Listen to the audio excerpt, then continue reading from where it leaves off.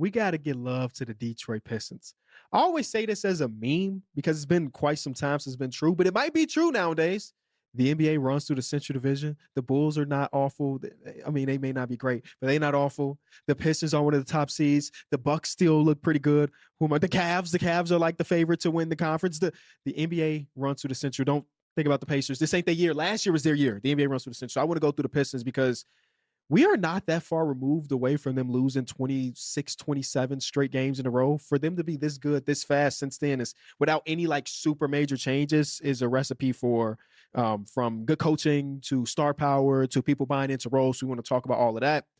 I know we have talked about it since the start of the season, but I still have so much to say about the Dallas Mavericks. It's not really about the on-court product right now. It's more about the front office stuff. And then after that, we're going to jump around the league. And then lastly, we will do your favorite segment, my favorite segment, Ask KB, where I answer your questions. Should be a banger. All right, let's start off with this Detroit Pistons team because honestly speaking, I was a little bit fearful for them going into the season.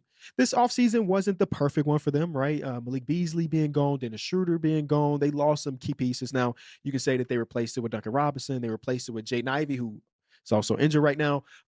So I was a little bit of a skeptic when it came to the Detroit Pistons going into the season. I'll be the first one to say it.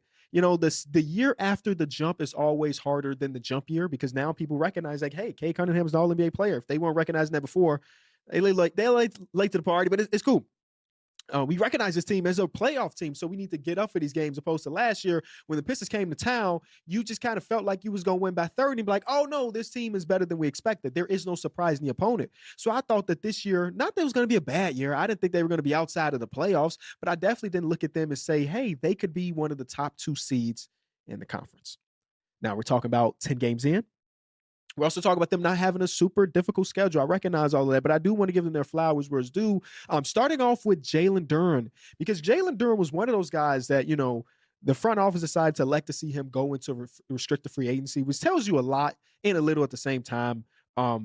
His market would have just been weird based on his last couple seasons because sometimes he looks amazing and then sometimes he feels like he doesn't really know what he's doing as far as the defensive side of the ball, but he has all the tools to be a really good defensive player. So it was a lot of this, a lot of that. And last year, the question was like, who was the second best player on his team? And people had arguments, whether it be on Pistons Twitter or outsiders like me looking in. And some people say, hey, our second best player was Malik Beasley last year. You asked that exact same question 10 games to the season. There is no question who is the second best player on the Detroit Pistons because Jalen Duren is in the midst of a peak.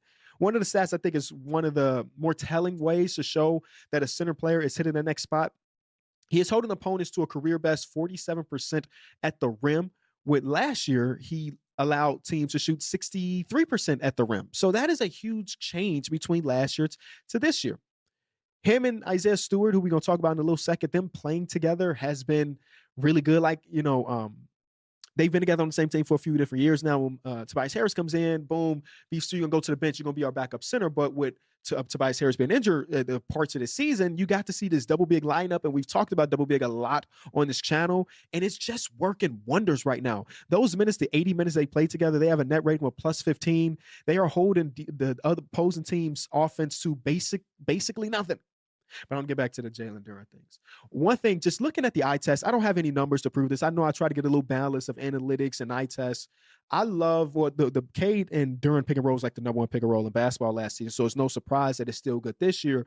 But one thing, at least the eye test is telling me that he's getting the ball on the pick and roll a lot higher than before. It felt as though, you know, Cade Cunningham put him in a situation a lot last year where you didn't have to make a ton of decisions. You're 4 feet away from the basket. Go up, big fella, make that decision to score the ball. Now I feel like he's getting it a lot higher. I watched the game again this morning just to kind of refresh myself, and it was against the Brooklyn Nets, but I don't care. Brooklyn Nets have at least 2 basketball players in the team, so you know we can look at it that way.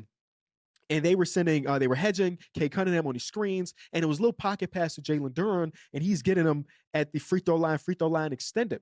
Now this year he's not having a great passing year if you want to just look at the raw numbers of it all, but I trust him a lot more in that short roll than previous seasons. Him getting that ball early kind of is allowing us to see him get into his offensive bag a little bit. And listen, this dude had the shoulders of David Robinson. A lot of times these dudes don't have an offensive bag, you know? One of the times He got it and had a little lefty hook. That was early in the first quarter. The very next possession, same thing. They hedged the pick and roll. You get it to Jalen Duren at about the free throw line. And guess what he did? He took 2 dribbles and just yammed. I think it was Noah Clowney. So we're getting to see him get into that bag, face up opportunities, back down opportunities, pick and roll. And again, the passing out of it, again, it's not equating to like 3 to 4 assists per game. But I feel really good about this Jalen Duren thing. And Pistons fans could probably relate to this. When you have a player that you've been hoping takes a jump, when they're in the middle of that jump, well, what you think might be that jump, it's hard to really buy in completely. I experienced that with Josh Giddey for a year last year. I was hoping that he was going to hit a jump, and he didn't really hit a jump to the last 18 games, but you're hesitant to say that it is a jump. I'm telling you, Pistons fans is now started looking in. I'm looking at Jalen Duren and said, this is the leap that you wanted. This is the leap that you need. And the beef stew and Jalen Duren thing, I already talked about the numbers, but just the best part about it all is beef stew legitimately, like, he doesn't get the amount of credit that I think he deserves defensively, because the last year he came off the bench, and the year before that they lost 20 plus games in a row. So it's like hard to really say like, hey, Isaiah Stewart is real life one of the best defensive players in the league at using, how do I want to describe this? Using his body as a stopgap on drives, using his body as a stopgap when people are trying to go up. And it's hard to really do that, but he's got the frame to do it, where, some things I haven't really loved about the double big lineup is that he has been late to get out on shooters, but some of these teams they're going against don't really have that many shooters. I think Noah Clowney hit 4 threes in the first quarter, and a lot of that is like beef stew being like this, but I don't know if that's a beef stew thing versus a JB Bickerstaff thing, saying that guy's Noah Clowney. That's not JJ Redick. That's not Duncan Robinson. So we're good. We'll let him shoot those. But if you are trying to create from the perimeter, or create from the nail, or create from the elbow, wherever you're trying to do, and Isaiah Stewart is the guy on your backside guarding you, you're going to have a really tough time. So you add that Jalen Duren defensive leap, and then Ausar Thompson. Y'all know I'm a Thompson twin lover. Those are my guys. I have nothing but belief in them as ball players, and they continue to get better and better. I'm just watching Ausar Thompson just blow up plays defensively. And it is so cool to watch, because, I think his brother, he deserves all the hype that he's getting for sure.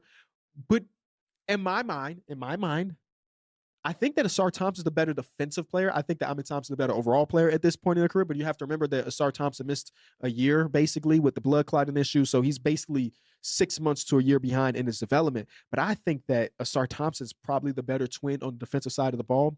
He's like 2 passes ahead in a lot of cases. And it's so crazy to watch him defend a guy that's like not supposed to be dribbling. It's amazing. We had this conversation on numbers on the board, and I still don't know the answer to it, but I did want to bring it to y'all. Pierre asked, with this team looking as good as they have right now, when, if at all, do you put the chips on the table? They have draft capital. They got younger players that are interested. I mean, hell, Jaden Ivey ain't played just yet, but I'm sure the teams would be very interested in him as a ball player if somebody became available. When is the perfect time to put some of those or all of those chips on the table? It's not like the Cavaliers, who are the favorite, or the Knicks, who are one of the favorites in these. It's not like they're blowing the doors off the barn of the Eastern Conference. So why can't it be us? As currently constructed, I don't think it can be them, right? I think they can get to a couple rounds in the postseason, but as currently constructed, I don't think they're there just yet. But if the right guy became available, should you do it? I don't have the answer to that, but I think it's a really good conversation. I mean, at the end of the day, we don't know who's going to be available as of right now, but I've always said I would love to see Larry Markkinen end up in there. But I also see Larry Markkinen on that team as not the last piece to get them over the hump, but just a complimentary piece. I don't really know, but I've been loving Detroit Pistons basketball. I haven't even mentioned the name Cade Cunningham much, who has just been great this season. Like, he's one of those guys that I feel like the analytics guys may not love, the true shooting percentages, the yo-yo-yos, but I truly do trust him with the ball more than a lot of people, most people in the league. And that's even with his high turnover rate that people are always talking about.